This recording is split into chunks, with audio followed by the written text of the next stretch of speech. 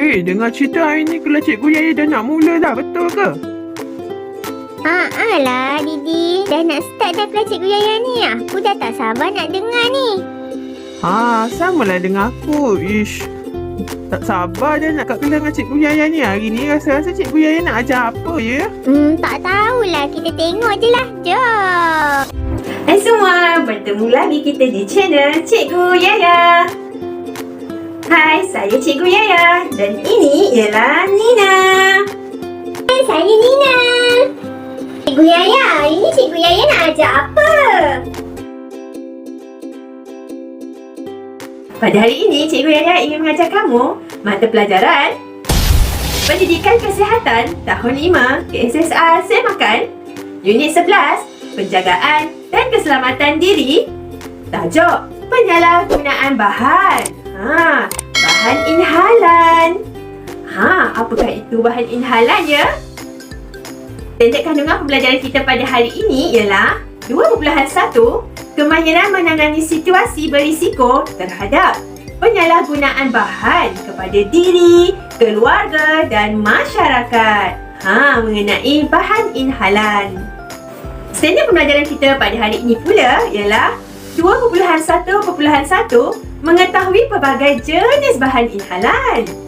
2.1.2 Menjelaskan kesan penyalahgunaan bahan inhalan kepada kesihatan diri. Yang 2.1.3 Mengaplikasikan kemahiran berkata tidak kepada penyalahgunaan bahan inhalan.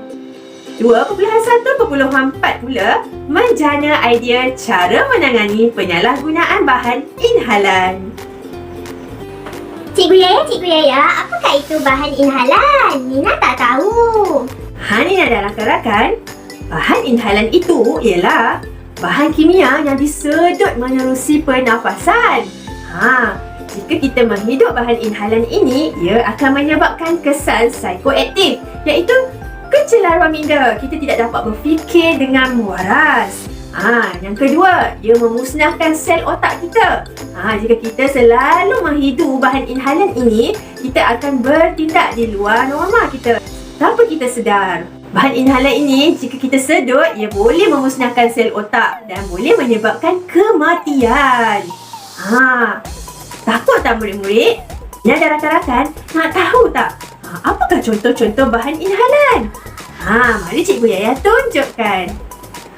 Inilah contoh-contoh bahan inhalannya. Yang pertama tu pencair cat ataupun kita panggil dia sebagai tul penting. Yang kedua, gam paip. Ketiga, gam kasut. Keempat, penanggal cat. Yang kelima, petrol. Ada lagi. Selain itu juga, contoh-contoh bahan inhalan ni ialah shellac yang kita selalu cat pada kayu tu. Pengilat kuku merupakan bahan inhalan juga ya. Marker pen ataupun pen penanda, cecair pemadam ataupun kita kata liquid paper, dan penyembur rambut. Cikgu Yaya, sumber bahan inhalan ni Nina ada dekat rumah. Boleh ke Nina simpan bahan inhalan ni? Bukankah bahan inhalan ni berguna dalam kehidupan seharian kita? Perasan tak? Setiap bahan yang Cikgu Yaya tunjukkan tadi, ia mengeluarkan satu bau yang boleh merangsang otak kita. Bayangkan jika anda menghidupnya secara lama, bahan-bahan kimia tersebut akan merosakkan sel-sel otak anda. Sebenarnya bahan inhalan ini sangat berguna pada kita. Namun begitu, jika kita salah gunakannya, ia akan merosakkan diri kita. Jelas tak? Maksudnya bahan inhalan yang Cikgu Yaya terangkan tadi memang berguna dalam kehidupan. Tapi kita lah jangan salah guna. Betul tak Cikgu Yaya? Betul Nina. Murid-murid nak tahu tak apakah kesan penyalahgunaan bahan inhalan ini ya? Mari Cikgu Yaya terangkan. Nina dan kawan-kawan nak tahu tak? Penyalahgunaan bahan inhalan ini memberikan kesan jangka masa yang panjang kepada diri kita. Yang pertama, kita tidak mampu berfikir dengan waras dan logik. Jika kita menghidup bahan inhalan ini dengan lama dan banyak, ia akan membuatkan otak kita tidak berfungsi dengan sempurna. Yang kedua, ia akan menyebabkan kita sentiasa kelihatan letih. Kita akan rasa letih sangat. Akan menjadi seorang yang pelupa. Tak ingat dah apa yang berlaku pada hari semalam. Yang keempat, anda akan kehilangan berat badan jika anda mengamalkan penyalahgunaan bahan inhalan ini.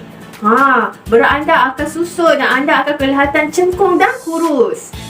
Nina dan kawan-kawan, selain itu juga, penyalahgunaan bahan inhalan ni boleh memberikan kita gangguan emosi. Kita tak sedar apa kita buat. Kadang kita tak sedar dan kita telah melakukan sesuatu yang tidak elok kepada orang lain. Kita jadi stres dan sebagainya.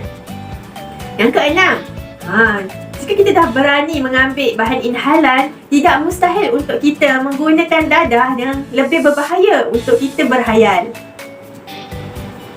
Yang ketujuh, akan mengalami kematian secara tiba-tiba. Ni yang paling kita takut. Kerana bila kita menghidu bahan inhalan terlampau banyak, ia boleh menyebabkan kita sukar bernafas dengan baik dan boleh membawa maut. Yang ke-8, akan berlakunya kemalangan. Disebabkan kita menghidu bahan inhalan ini, kita akan berhayal. Jadi tidak mustahil boleh berlakunya kemalangan yang tidak kita duga kepada diri kita. Nampak tak murid-murid? Banyak kesan buruk jika kita menyalahgunakan bahan inhalan. Baru Nina tahu banyak kesan buruk kalau kita menyalahgunakan bahan inhalan, cikgu. Takutnya Nina. Murid-murid, bagaimanakah cara untuk kita mengatasi masalah penyalahgunaan bahan inhalan ini ya? Jika ada orang mengajak anda untuk mengambil bahan inhalan ini, apa yang perlu anda lakukan? Katakan tidak jika ada orang yang mengajak anda untuk menyalahgunakan bahan inhalan. Tak kiralah dia tu kawan anda ke, abang anda ke, kakak anda ke. Tolong jangan sesekali ikut. Faham tak? Yang kedua, laporkan kegiatan penyalahgunaan bahan inhalan ini pada polis. Kalau berlaku di sekolah, kena laporkan pada guru di sekolah. Kita tak boleh berdiam diri kerana penyalahgunaan ini akan merosakkan mereka. Kita tak nak rakan kita atau kenalan kita atau orang yang kita sayang terjebak kepada kancah. Kita tak nak orang yang kita sayang seperti rakan, keluarga terjebak dalam kancah ini. Ingat ya. Yang ketiga, pastikan anda mengetahui tentang bahaya penyalahgunaan bahan inhalan. Kita kena tahu keburukan mengambil bahan inhalan ini supaya kita ada pengetahuan tentang penyalahgunaan bahan ini. Jangan sesekali membeli bahan yang mudah disalahgunakan. Usahakan dengan membeli bahan alternatif yang berasaskan air jika ada. Jika tiada, bahan inhalan ini kita boleh gunakan, tetapi kita perlu sorokkannya daripada pandangan orang lain. Mungkin kita boleh letak di almari kat tingkap paling atas dan sebagainya. Yang kelima, sentiasa berwaspada terhadap perubahan tingkah laku terutama rakan atau ahli keluarga kita. Jika anda perasan tentang perubahan ini, anda perlu berani bertanya kepada mereka dan perlu bertindak segera. Ingat ya. Yang keenam, elakkan sikap tidak apa. Kena ingat tau, satu sedutan boleh membawa maut. Jadi kalau kita sayangkan kawan kita, kita sayangkan keluarga kita, tolong elakkan mereka mengambil bahan inhalan ini. Ingat ya. Orang nak guna bahan inhalan tu tak salah, tapi jangan salah guna ya. Nina tak nak rosakkan masa depan Nina. Dan Nina tahu kawan-kawan pun tak nak rosakkan masa depan kawan-kawan kan? Jadi, katakan tidak pada penyalahgunaan bahan inhalan. Murid-murid, ingat ya, elakkan diri daripada penyalahgunaan inhalan. Kerana kegiatan ini hanya merosakkan masa depan. Ingat, satu sedutan sahaja mampu membunuh orang yang kita sayang. Kalau anda sayangkan keluarga anda, sila ambil peduli. Faham tak? Barulah Nina faham. Baiklah, kalau ada kawan Nina yang ajak Nina ambil benda-benda ni, Nina nak tegas. Cakap tak nak. Nanti Nina report dekat cikgu. Betul tak Cikgu Yaya? Ingat ya kawan-kawan? Ambil tindakan macam Nina buat, okey?